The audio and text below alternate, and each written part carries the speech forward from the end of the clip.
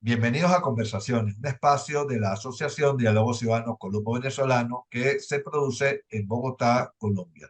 Soy Chomil Laceras y estaré con ustedes junto con Alejandro Martínez Ubieda. Hola Alejandro, ¿cómo estás? Muy bien, Chomin, hoy teniendo en nuestro programa a Ángel Medina, quien es un politólogo y dirigente político venezolano. Y con Ángel Medina hablaremos del proceso de elecciones primarias que se está preparando en Venezuela con la participación de las fuerzas democráticas de ese país. ¿Qué tal, Ángel? ¿Cómo estás? Saludos, Shomin, saludos, Alejandro, gracias por la invitación. Bueno, aquí vamos, poco a poco, un día, como dicen en Venezuela, hay que ir un día a la vez. Ángel, una elección primaria es siempre una señal de profundización, pues, de ejercicio y profundización de la democracia.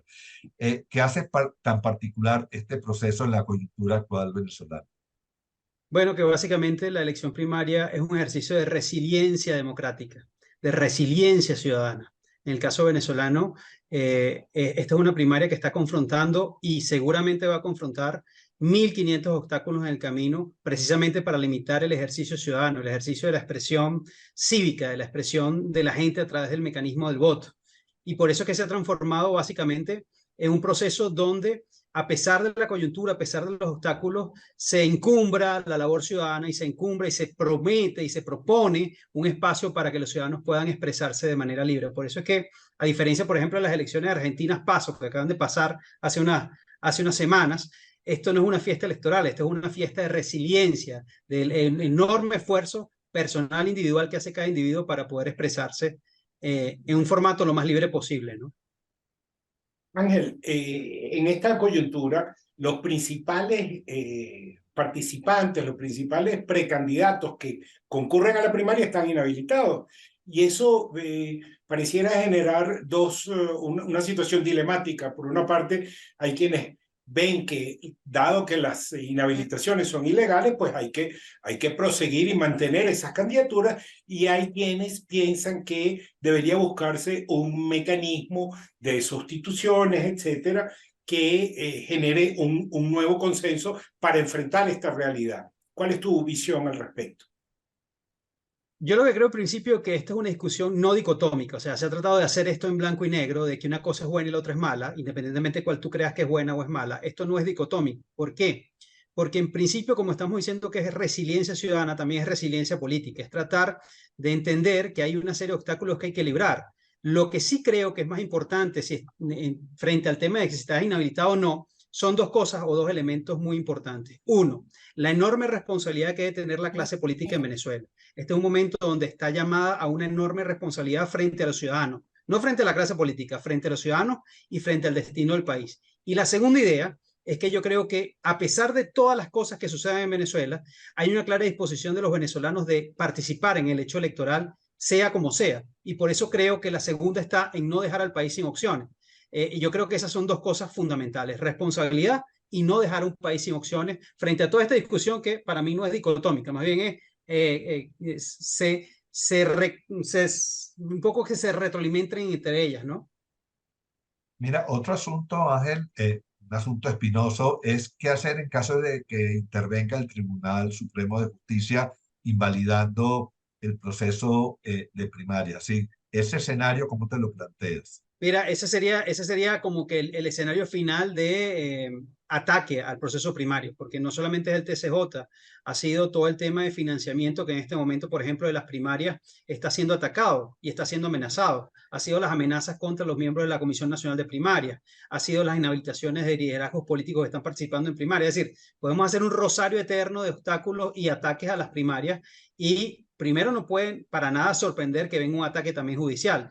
Y en ese caso, yo vuelvo al tema, a la segunda, a la segunda respuesta: responsabilidad y no dejar al país sin opciones. Porque las primarias es un mecanismo, no es el objetivo. La primaria es un mecanismo para tener el candidato más unitario posible, no es el objetivo final. El objetivo final es 2024 y tratar de ejercer el derecho del voto, el derecho ciudadano del voto, para poder transformar y cambiar a Venezuela. Ese es el objetivo. Ahora, yendo justamente a ese punto, supongamos que hay una primaria que se produce, que hay un candidato, superados los obstáculos. ¿Tú ves incentivos para que el régimen genere un proceso competitivo, es decir, un proceso en el cual no se espera un proceso impoluto, perfecto y sueco, pero un proceso donde sea posible que la ciudadanía gane.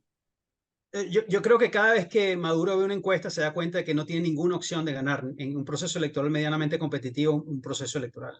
Cada vez que la ve y cada vez se ratifica más que es una minoría importante. Y por eso el incentivo a más bien hacer una elección no competitiva es ver las encuestas.